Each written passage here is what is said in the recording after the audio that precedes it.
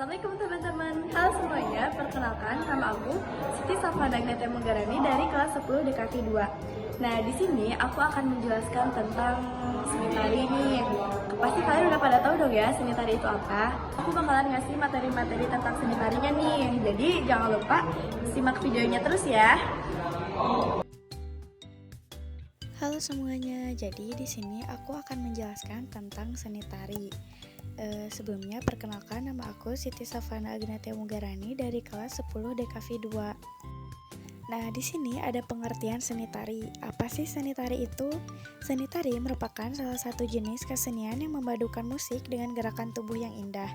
Melalui seni tari, penari berusaha untuk mengekspresikan perasaan atau pesan tertentu. Seni tari ini seringkali dijadikan sebagai sarana hiburan oleh masyarakat. Seni tari juga merupakan salah satu bentuk dari seni dan budaya loh.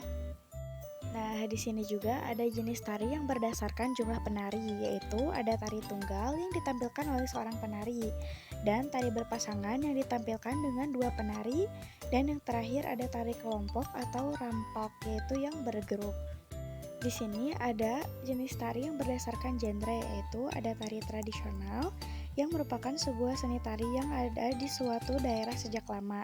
Seni tari tradisional akan diwariskan dari satu generasi ke generasi selanjutnya secara terus-menerus hingga menciptakan kebudayaan kesenian. Dan yang kedua ada tari kreasi baru yang merupakan sebuah seni tari yang mengikuti perkembangannya zaman. Beberapa kreasi baru dalam seni tari tercipta dari tari tradisional yang dikembangkan dengan koreografer yang mengikuti perkembangan zaman yang ada. Dan yang terakhir ada tari kontemporer, yang dimana di dalam seni tari kontemporer akan memakai gerakan simbolik yang memiliki keunikan dan memiliki makna-makna tertentu di dalamnya. Nah, di sini ada 5 unsur pendukung dalam seni tari. Yang pertama ada iringan, yang dimana unsur iringan ini bisa dari musik dan juga penari itu sendiri. Adanya iringan musik akan bisa membuat setiap gerakan yang dilakukan oleh penari menjadi lebih berirama serta lebih ritmis. Dan yang kedua ada kostum. Setiap kostum yang dikenakan oleh para penari harus disesuaikan dengan suasana dan jenis tari itu tersendiri. Bahkan seni tari dari setiap daerah juga memiliki kostumnya masing-masing. Dari kostum seni tari yang berbeda-beda, pada setiap daerah akan mampu menunjukkan unsur kedaerahan yang lebih menonjol ketika disaksikan oleh para penonton. Dan yang ketiga ada tata rias. Ketika penari tidak menggunakan tata rias yang begitu maksimal, maka ada kemungkinan jika ekspresi yang ditunjukkan oleh penari tersebut begitu kurang maksimal, sekaligus pesan dan suasana pada tarian yang dibawakan juga akan kurang tersampaikan kepada para penonton. Artinya, tata rias yang digunakan pada seni tari harus sesuai dengan tarian yang akan dibawakan. Yang keempat, ada pola lantai atau blocking. Seni tari yang selalu bisa memfokuskan pada gerakan yang ritmis akan membuat penari tak hanya berdiam diri di atas panggung saja. Para penari tersebut akan bisa bergerak ke sana kemari. Maka dari itu, penting sekali bagi seorang penari untuk bisa menguasai panggung. Dan yang terakhir ada gerakan, yang dimana setiap gerak tari yang dilakukan oleh penari bisa dikombinasikan dengan gerakan tambahan. Contohnya seperti tepukan, hentakan, dan lain sebagainya. Gerakan yang dilakukan bukan hanya berasal dari tangan dan kaki saja, namun dari ekspresi wajah juga harus bisa lebih diperhatikan. Nah, di sini ada 3 unsur seni tari, yaitu ada wiraga, wirama, dan wirasa. Wiraga atau unsur raga yaitu unsur yang akan memperlihatkan gerakan seperti meloncat, duduk, berdiri, dan gerakan lainnya yang ada di dalam seni tari. Bisa dibilang jika unsur raga ini merupakan unsur utama dalam seni tari, karena setiap seni tari selalu memiliki gerakan yang penuh akan makna. Setiap gerakan dalam seni tari biasanya juga lebih banyak dikenal dengan istilah koreografer. Adanya unsur wiraga menjadikan gerakan dalam seni tari yang terlihat begitu indah. Wirama yaitu yang tercipta dari para pengiring yang memainkan musik. Pada dasarnya, para penari harus mampu menyesuaikan atau menyesuaikan gerakannya dengan irama musik yang mengiringnya. Bukan cuma itu saja, pasalnya para penari juga harus bisa mengikuti tempo musik yang ada loh. Sedangkan wirasa yaitu sebuah seni tari yang nggak bisa ditampilin begitu saja tanpa ada unsur rasa di dalamnya. Ketika sebuah seni tari yang ditampilkan tidak memiliki sebuah rasa di dalamnya, maka seni tari tersebut tidak dapat menyentuh perasaan dari penonton. Karena hal inilah, unsur rasa dalam seni tari memang begitu penting sekali. Unsur rasa dalam seni tari ini bisa diperlihatkan oleh para penari melalui ekspresi dan juga gerakan yang ritmis. Nah, di sini juga ada fungsi tari dalam kehidupan manusia loh, yang dapat dibedakan menjadi 4, yaitu ada tari sebagai sarana upacara, tari sebagai hiburan, tari sebagai seni pertunjukan, dan sebagai media pendidikan.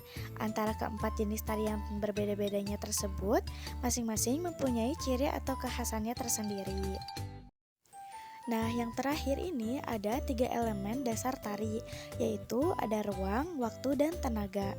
Ruang merupakan area yang digunakan untuk melakukan gerak seni tari, baik itu ruang tertutup maupun ruang terbuka. Beberapa contoh ruang yang digunakan untuk pertunjukan seni tari adalah seperti panggung, pentas, ataupun tempat lain yang bisa digunakan untuk pertunjukan gerak seni tari. Dan yang kedua ada waktu. Setiap gerak yang dilakukan selalu membutuhkan waktu, baik itu gerak estetis maupun gerak fungsional selalu memiliki waktu masing-masing. Apa sih gerak estetis itu? Gerak estetis merupakan sebuah gerak yang ada di dalam seni tari dan begitu enak dipandang.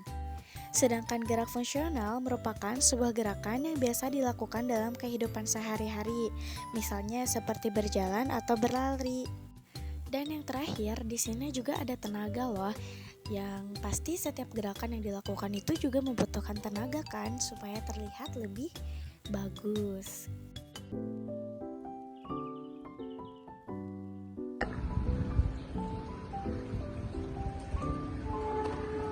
Buka, tutup, kepret. Ya. Jadi kalau di rangkuh itu si kaki kita itu harus free ya guys. Sini lihat. Nih kayak gini ya. Dan si lututnya juga sama, harus ke pinggir gitu. Kalau setiap merengkuh. Maju kayak. Ini namanya kuda-kuda. Jadi si lututnya ini harus ke pinggir ya, jangan ke depan. Kalau ke depan kayak gini, dia harus ke pinggir. Hai. Gimana sih?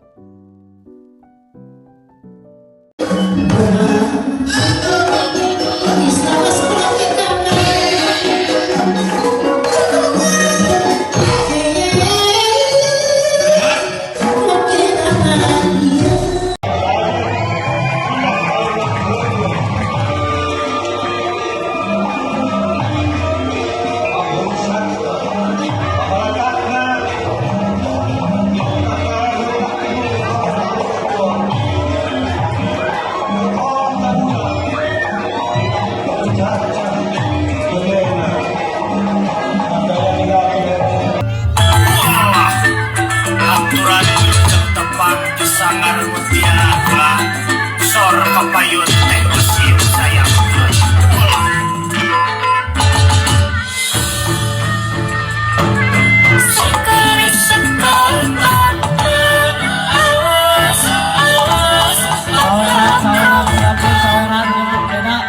senior kudu disawer gitu.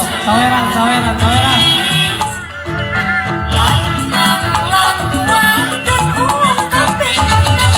Terima kasih telah menyimak video ini. Semoga materi yang saya berikan menjadi wawasan yang berguna untuk kalian semuanya.